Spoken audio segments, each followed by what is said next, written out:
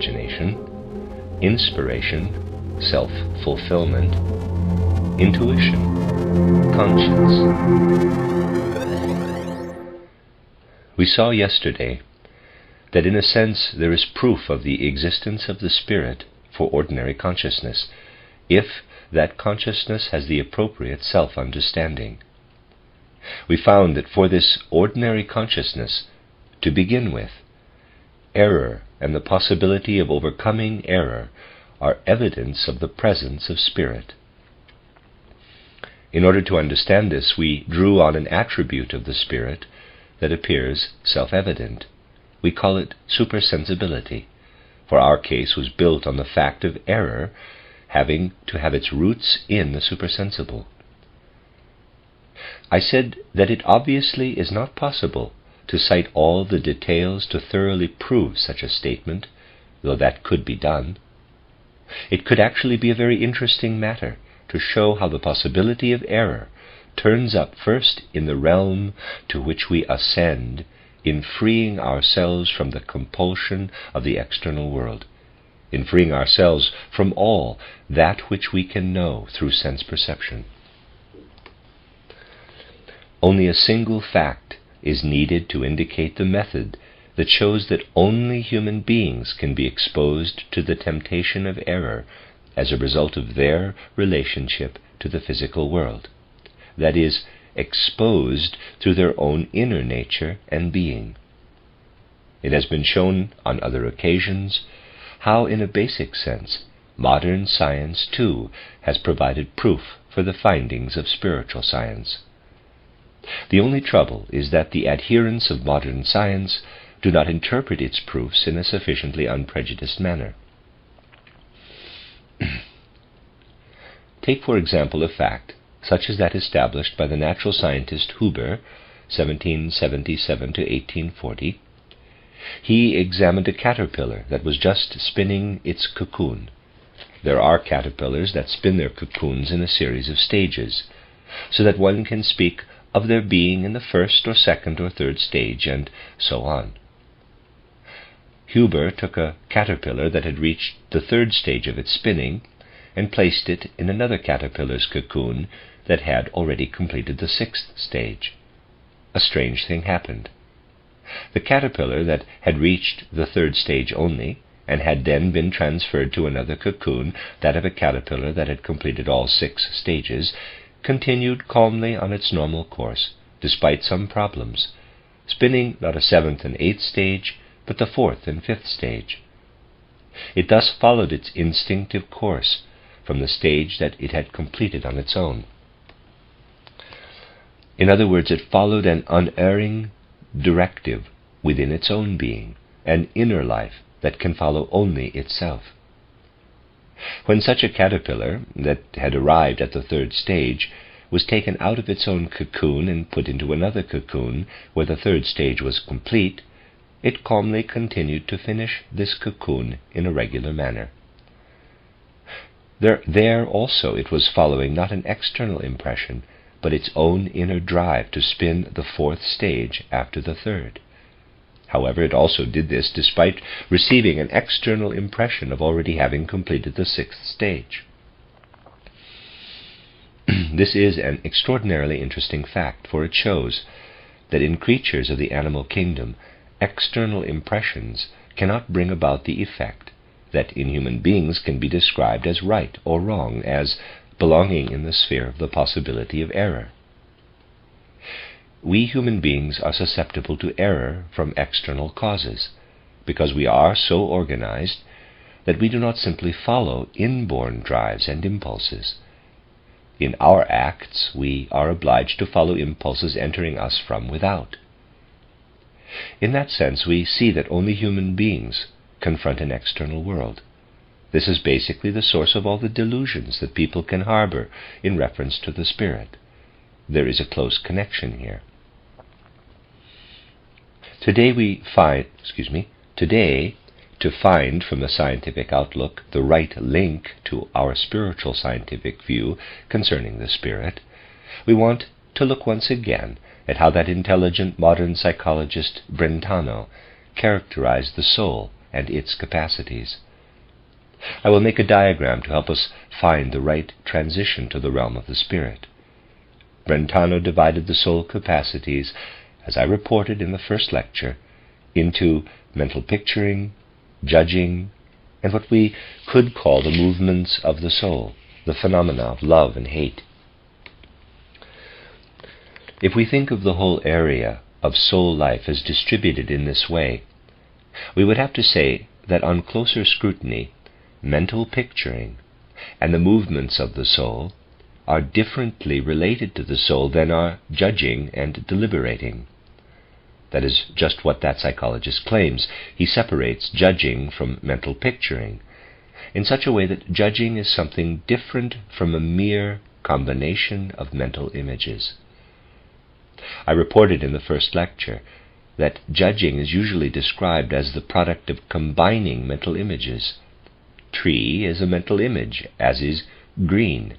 The tree is green is a combination of mental images that would add up to a judgment. Our psychologist does not in the least regard that as judging, where a conclusion is involved, for he says, and all his reasoning is well-founded, that when it comes to combining mental images, it can also be a question of establishing the impossibility of combining them. An example might be an attempt to combine the mental images tree and golden. If we are trying to combine these images instead of tree and green in a true statement, we would have to say that no tree is golden or something of the sort. What, in a case like this, is the prerequisite for making a judgment? It is that we have to make an existential statement in every such judgment, and that this statement be valid. Out of the combination of the mental images involved in the tree is green, we can form the existential statement, a green tree is. Then we have made a judgment. And only in trying to make the existential statement do we notice that the combining of mental images can establish a fact. A golden tree is, however, does not work. The question then is whether a judgment can issue from a combining of mental images, whether an existential statement can be made. Now I ask you whether, after examining the whole content of your soul life, you find it possible to shape an existential statement without the involvement of anything else but a combining of mental images. What impels you to shape the existential statement, a green tree is, out of the combination of mental images in a tree is green? Only something that is not at first present in your soul, for you can find nothing to support it in your whole soul content. And if you want to find the transition from a combination of mental images to an existential statement, to a statement that decides something, you have to go beyond your own soul life to what you feel to be a relating of your soul to some element other than itself. This means that there is no other possibility of finding the transition from a combining of mental images to a judgment than by way of perception. If what we can call perception is added to the combination of mental images, then and only then is it possible to say that we can form a judgment in the sense of this presentation. Then we have shown, however, that we cannot state anything else concerning our mental picturing than that it simply lives in our soul, and that we need something more than what is in our soul if we want to progress from mental picturing to judging. When we consider the movements of the soul, or emotions, everyone will surely find it easier than it was in the case of mental images to reach a conviction that they live in the soul only, for they could not otherwise have such an individual character in such a variety of human beings. We do not need to waste many words about the fact that our emotions live in the soul. Now, let's ask whether it is at all possible to attribute existence to mental images and emotions in the soul. despite our awareness that they cannot afford us a judgment in the first place, since they are inner soul processes. If contact with the outer world does not take place through perception, if we cannot properly speak of percepts, the question has to be whether there is any justification to speak of our mental images and emotions as though they lived only in the soul. It might be pointed out, where the life of mental images is concerned, that individuals living in mental images do not have a sense of being complete masters of these images. They do not have a sense that there is nothing compulsory about them. If we keep in mind what was learned in the lecture of 2 days ago, that error is something spiritual, that it is supersensible, and that it can enter the realm of our mental images, and our mental images can in turn overcome error, for if they couldn't, there would be no possibility of surmounting error, then we would have to acknowledge that our souls are the scene of a battle between error and another element. Error, however, is a spiritual element. Consequently, we must have something to oppose to it that can hold its own. Otherwise, we would never be able to surmount it. There is such a possibility. Everyone knows that. Since error is of the spirit, we cannot conquer it through purely external perceptions. In the lectures on anthroposophy, I pointed out that the senses cannot really err. Goethe once stressed this especially strongly. The senses cannot deceive. What goes on in the soul is the only source of error. It doesn't take much thought to see that error can be overcome only within the soul, and this by resorting to mental picturing. Mental picturing enables us to surmount error.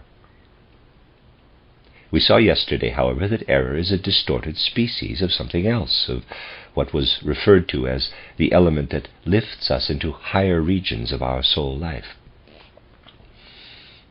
Error's basic characteristic is its lack of agreement with the world of perception. We realized that on the path that we have to take to enter the spiritual world, we also have to devote ourselves in meditation and concentration to mental images that are not in keeping with external perceptions. The rose cross was cited as an example of a mental image that does not harmonize with external perception, and is therefore like error in that it is not consistent with external perception. We saw, however, that if error were to be used on the path of spiritual life, it would affect us destructively, and that experience shows this to be so. Now, how do we arrive at mental images that have something in common with error, in that they are not in keeping with the external world of perception, but nevertheless awaken healthy, higher soul forces in us in an entirely sound and proper way? How, in other words, do we come from a merely false mental image to a symbolic image, such as has often been described, and of which the rose cross is one of the most outstanding examples? We do so when we do not allow ourselves to be guided by the external sense world, the world of perception, or by the forces responsible for causing us to err. We must turn away from both kinds of influence, that of the external world of sense perception and that of the world that induces us to err. We must appeal to forces in our souls that have first to be awakened. They were characterized 2 days ago as stirrings prompted in us only by the moral and the beautiful. We have to break with our drives and passions in the way they are impressed into us by a world that can be described only as external. We must work upon ourselves to call forth on a trial basis soul forces that we do not as yet actually possess. When we awaken in our soul's forces not as yet When we awaken in our souls forces not as yet actually in our possession, we attain the possibility of forming symbolic mental images that in a certain sense have objective validity, though it is a validity that does not apply to the world of percepts. we form something often described as the mental image of a human being standing before us as a being who in a certain sense cannot affirm itself, but must rather declare that its nature, as it is at present, must be overcome. Then we set beside this image another, one impossible to perceive, because it belongs neither to the present nor to the past, but to the future. It is an image that expresses the fact that human beings sense that they must strive to develop a higher nature, one that enables us to become master of everything not yet recognized as belonging to us in our present form. Then, out of such inner stirrings, we put together mental images that the world of percepts would never prompt us to connect. We put together the black cross, the symbol of everything that must be eradicated, and the red roses, the symbol of life that must sprout from it. In meditation, we picture the rose cross as a mental image that can be described as unreal, but that we have not been able to put together in the way a simple error originates, but rather as born of the loftiest striving of our soul. We have thus given birth out of our loftiest soul stirrings to a mental image that does not correspond to any external perception.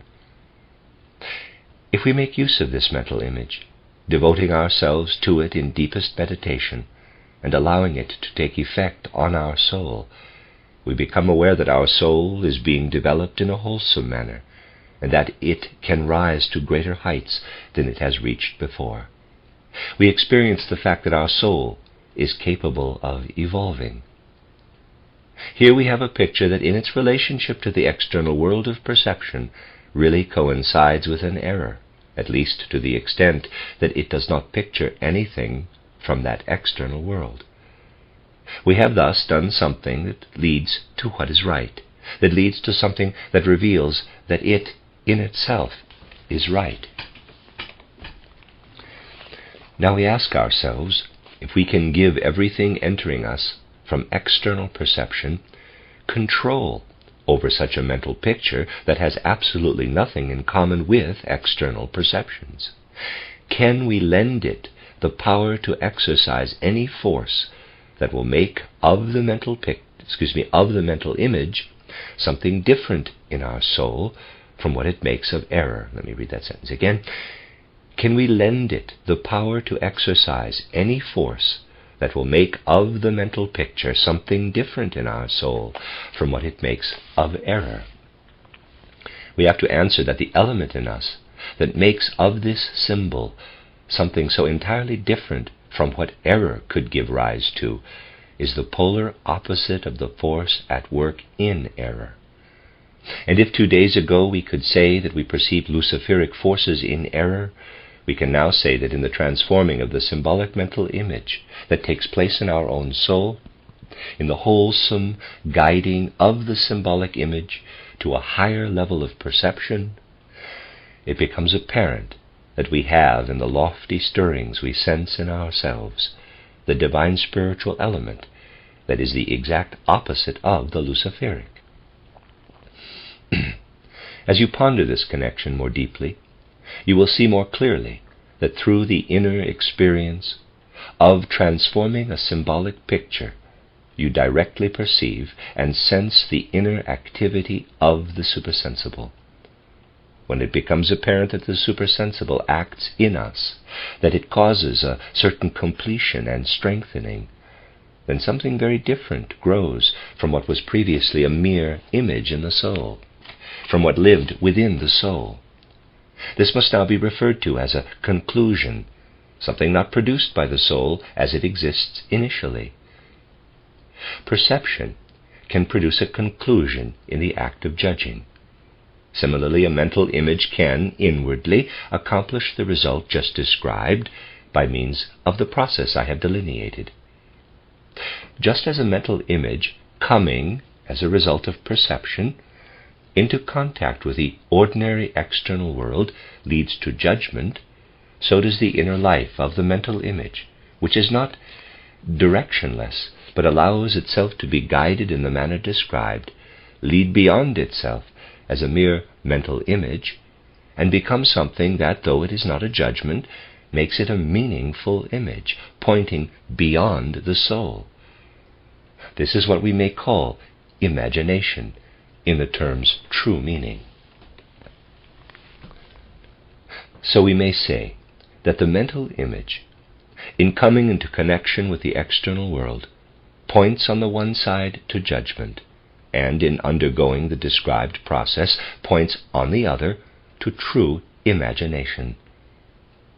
Just as a percept is not simply a mental image, so an imagination is not merely a mental image.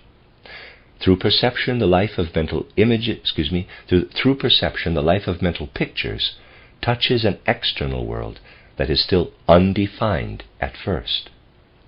Through the process described, mental imaging moves into what we could call the imaginative world. Just as there is, in fact, a transition from simply putting mental pictures together in "a tree is green" to the judgment "a green tree is," so too there exists a transition from simply the life of mental images to what lies in the filled image in the imagination. This image is not filled with some external spatial world. Thus we have the process before us that fills the pictures in imaginative life. Now there is something occupying a position between imagination and mental picturing. The nature of imagination is such that it makes its reality keenly felt at the moment it appears.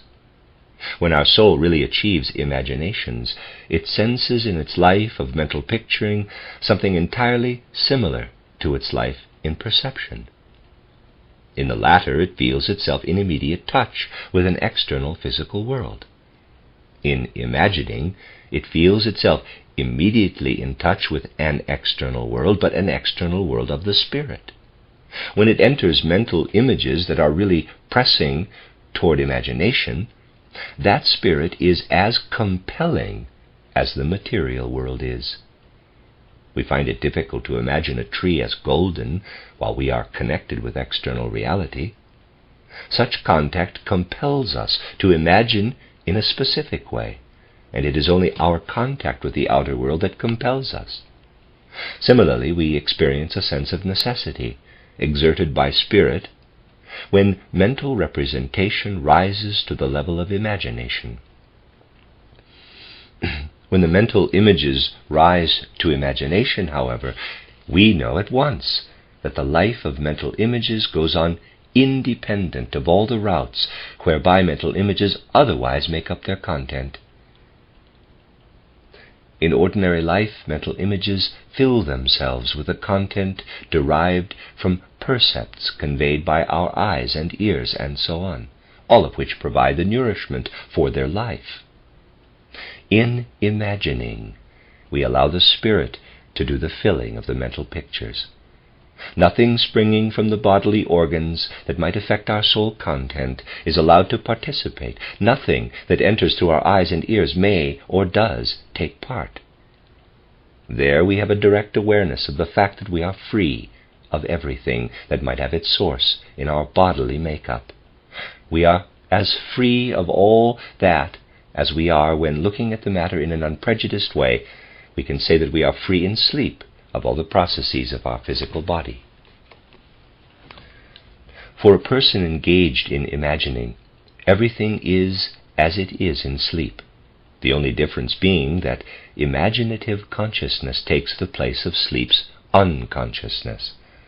That which is otherwise empty, that which has separated itself from the body, is filled with the mental images of imagination. There is no other difference between a person sleeping and another imagining than that ordinary sleepers are outside their physical bodies with a consciousness empty of mental images, in a certain sense, whereas those imagining are filled with mental images. An intermediate state can also come about, in that a sleeper might be teeming with imaginative mental images but lack the power to bring them to consciousness. That could happen. It is a possible condition. You see from ordinary life that it is possible. I will just call your attention to the fact that in your ordinary life you perceive a great deal that you do not bring to consciousness. You may, for example, walk along a street perceiving all sorts of things, but much of it unconsciously. Often you can convince yourselves that you've perceived things unconsciously when, for example, you have a dream about strange things. There are dreams that are very strange in this respect. Imagine, for example, dreaming of a man standing with a woman and saying something to her. You remember the dream. You have to admit, as you think it over, that such a situation did indeed take place, but you would not have known of it if you had not dreamt about it. This same man and this woman actually stood before you somewhere, but you paid no attention to them. Only when you were free of all other impressions and began to dream did this otherwise unnoticed picture enter your consciousness. Such things often occur. Thus perceptions that really did arise can leave the consciousness completely untouched. Imaginations, too, can live in the soul without registering in our consciousness. They cannot appear immediately as imaginations. Then they enter into our awareness in a way similar to the perceptions just described. Such perceptions that we have had without registering them appear occasionally in the semi-consciousness of dreaming. In the same way, imaginations that we have not had the power to register in consciousness can shine into our waking life and become active there, transformed as dreams are, fluctuating and flowing into such perceptions that would ordinarily stand clearly before us. Thus it happens that such imaginations actually intrude into what is otherwise everyday awareness, undergoing thereby a transformation when what is termed fantasy is active in our consciousness, genuine fantasy based on cosmic truth, the true source of all artistic and other creation that springs from human productivity. It was because of that fact that Goethe, who was well acquainted with the artistic process, so often stressed that fantasy is by no means an element that assembles phenomena in an arbitrary manner, but that it is subject to the laws of truth. The laws of truth work entirely out of the world of imagination. Only because they take effect in everyday life do they undergo change and interweave with the everyday content of consciousness, shaping the world of ordinary percepts in a free way. Thus, we really have in genuine fantasy something midway between mere mental picturing and imagination. When fantasy is not conceived of as something of which it can be said, as often happens, quote, fantasy is not true, unquote, but rather when it is realistically grasped, it bears witness to a further development of mental images in the direction in which they can pour themselves into the realm of the supersensible, the world of imagination. Here we have one of the points where we can witness the streaming of the spiritual world directly into our ordinary world. Now let's turn our attention to the other side of the matter, the side of the emotions. It has already been stated that the soul investigator whom we are discussing remains within the realm of the soul, and therefore follows the impulses of the will only to the point of examining the emotions. When a person carries out an action, underlying that action, of course, is a desire, a passion, a feeling, or an urge that, looked at from within the soul, is considered an emotion. Nothing happens through an emotion alone, however. So long as we remain in the soul, nothing needs to happen. We can experience an emotion very intensely, but still nothing is achieved that should be achieved through the will, namely, that something takes place that is independent of the soul. What remains within the soul is not a true expression of the will. If the soul were never able to go beyond itself, if it experienced only in desiring this or that emotion, ranging from reverence to deepest disgust, nothing would happen independent of the soul. We must therefore say that in having to recognize the will in its true form as a fact, the whole realm of emotion directs us beyond the soul. The realm of the emotions, however, points beyond the soul in a most unusual way. To where, then, does it direct us?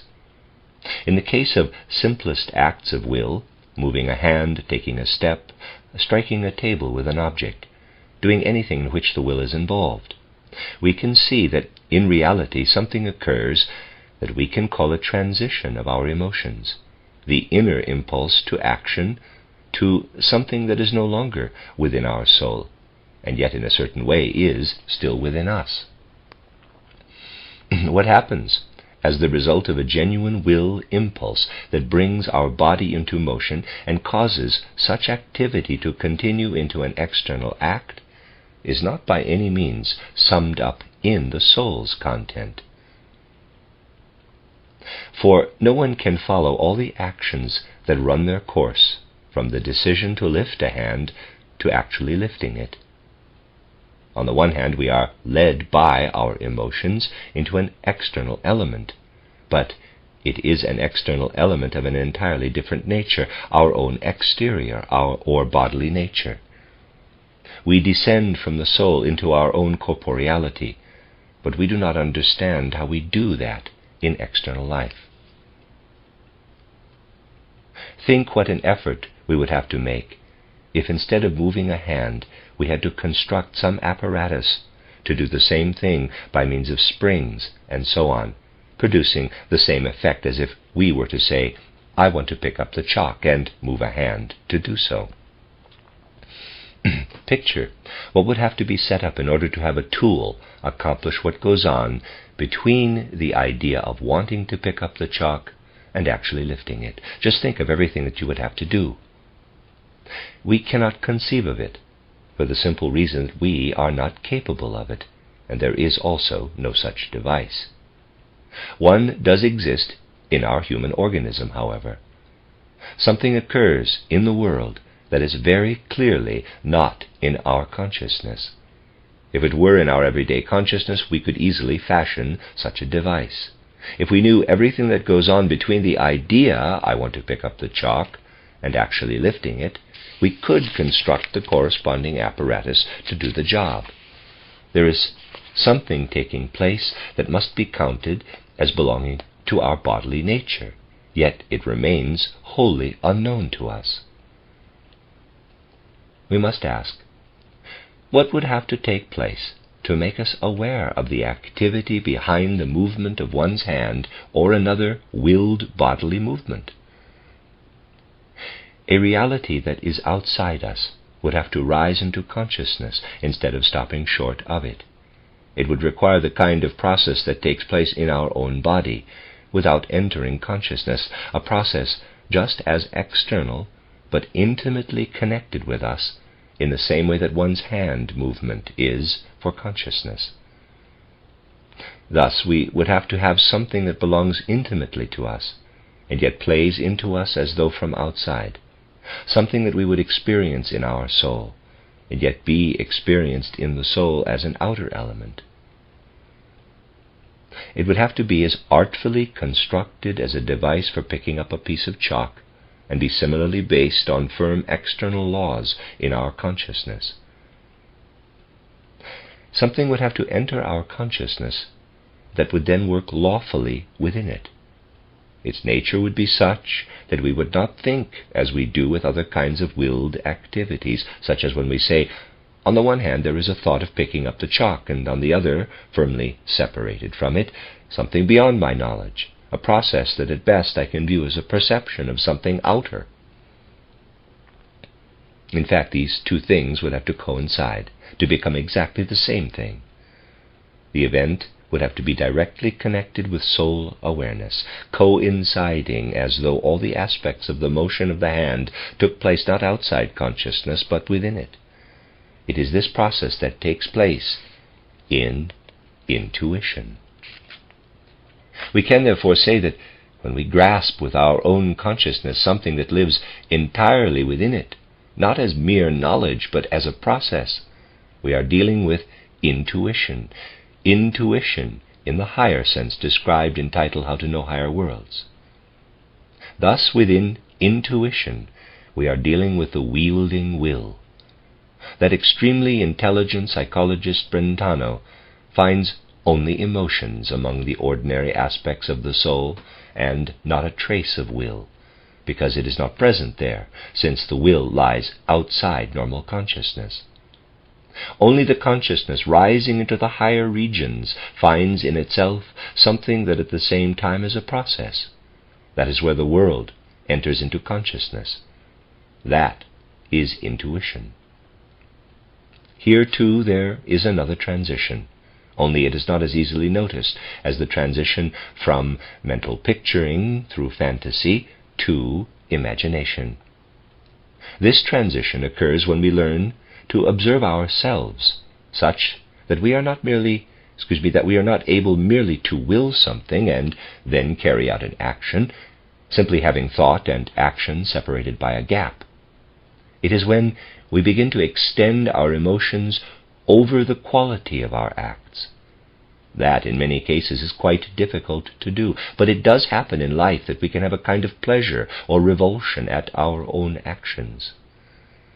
I do not believe that an unprejudiced observer of life can deny that it is possible to extend the emotions, to allow the characteristics of our own state of being to stream into our actions to the point that we have what can be described as sympathy or antipathy for an action in our emotions.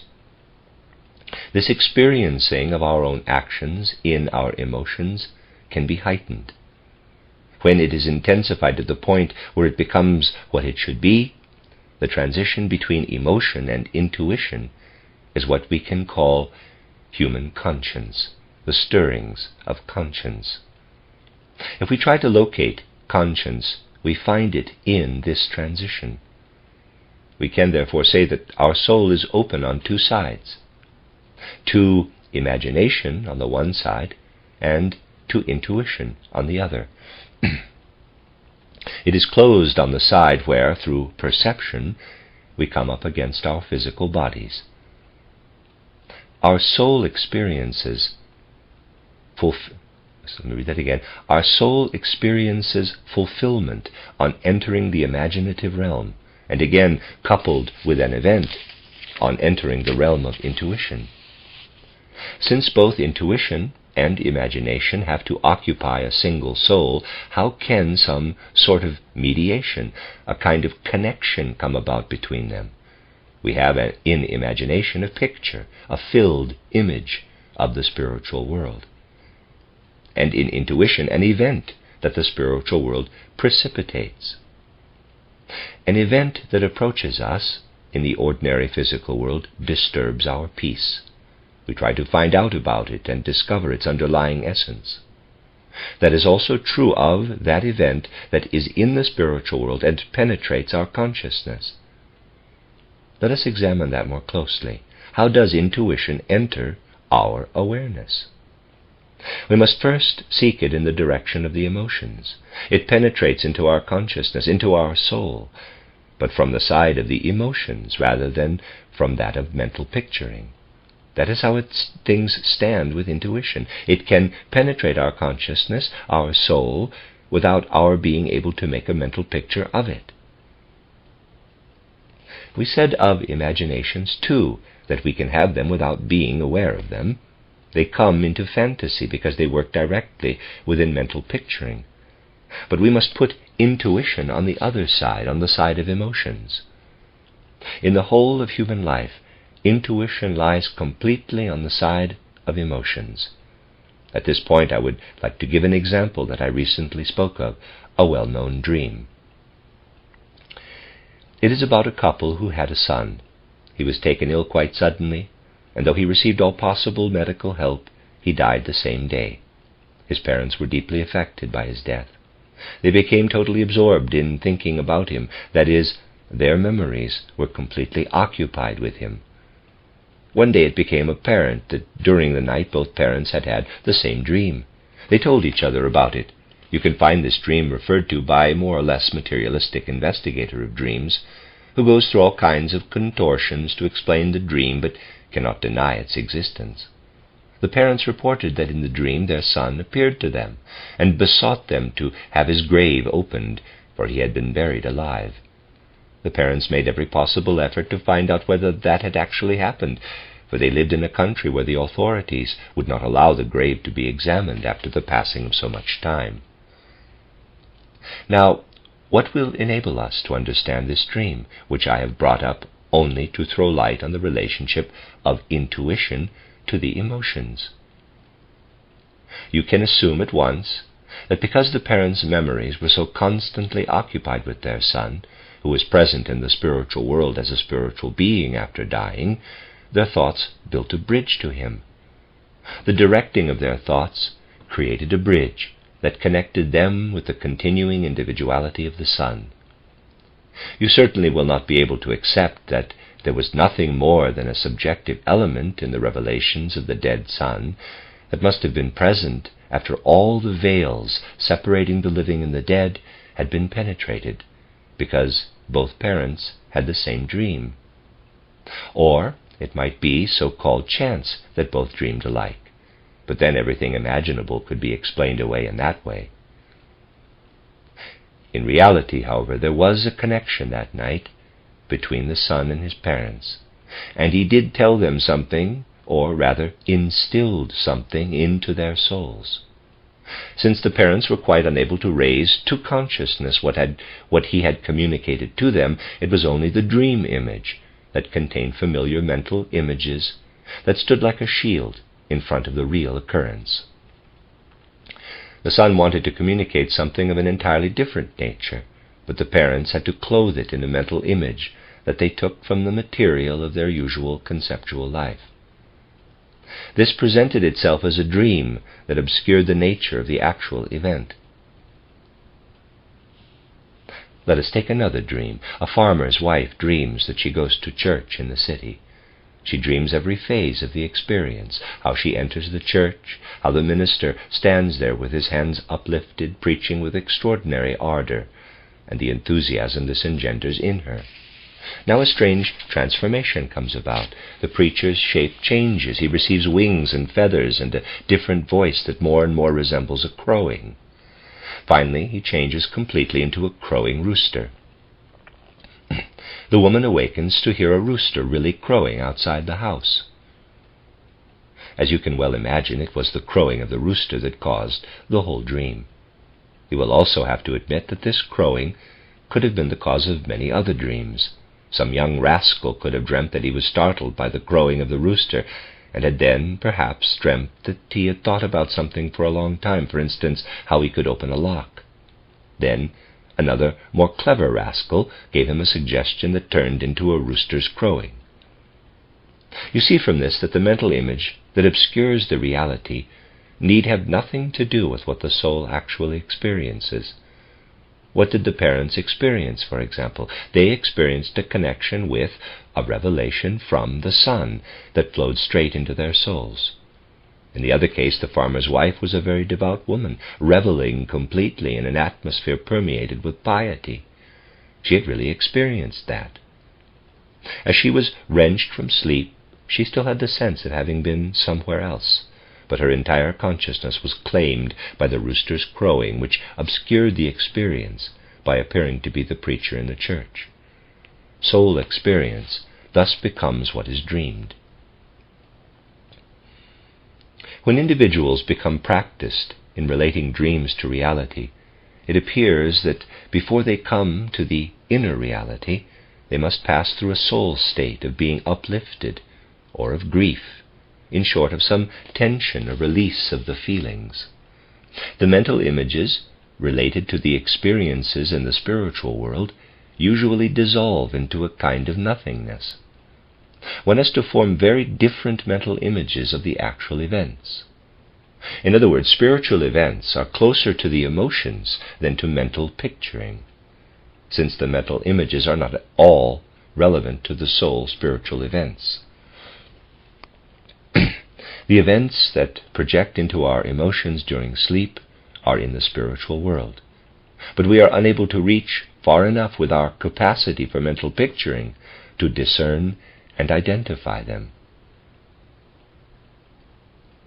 Thus it is possible to show that intuition also stands in a particular relationship to the emotions. That is why mystics have a kind of vague, dim experience of the higher worlds before forming clear mental images of them.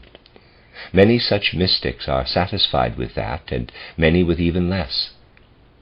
Those who truly meditate in the higher worlds, however, all describe, in the same way, the sole conditions of devotion, their frame of mind in directly experiencing the spiritual world. If we wanted to progress further through this intuition that plays into our feelings, we would not succeed very well, for that is better undertaken from the other side. In order to avoid a general wallowing in emotions and to come instead to a concrete seeing of the spiritual world, we must try to develop imaginations and turn our attention to them regarding that world. Then a connection is gradually established in our lives between intuition, which is still more merely sensed rather than understood, and imagination, which consists of images only and is still more or less afloat in unreality. We discover the connection when we finally approach the thought that we have now come to the beings that can carry out the spiritual deed. Our arrival at those beings we call inspiration. We have here, in a sense, the reverse of the processes that we find in the external corporeal world. Here we have the thoughts we form about things, whereas there the things simply exist, confronting us, and we form thoughts about them. Here, the thing or event that first appears in intuition for the emotions is completely indistinct, and the imagination as such would hang in the air. It is only when the two come together and imagination works via inspiration into intuition, when, in other words, our mental imaging leads further to imagination, and we sense the imagination as coming to us from beings, that the essence of these beings streams into us as a process. Imagination provides us with something that streams in from intuition, and we perceive in the event a content that may be likened to the content of the mental image. We perceive these thoughts, for which we have prepared ourselves by means of imagination, to be contained in the event that intuition has given us. I have described to you today how, on the other side of our soul life, we human beings grow into the spiritual world. I have, of course, anticipated a few matters that spiritual science alone is able to contribute from spiritual research, but it was necessary to do so in order to be able more easily to understand the main topic of tomorrow's lecture, a description of the uniqueness, the essential and unique nature of the spiritual world itself.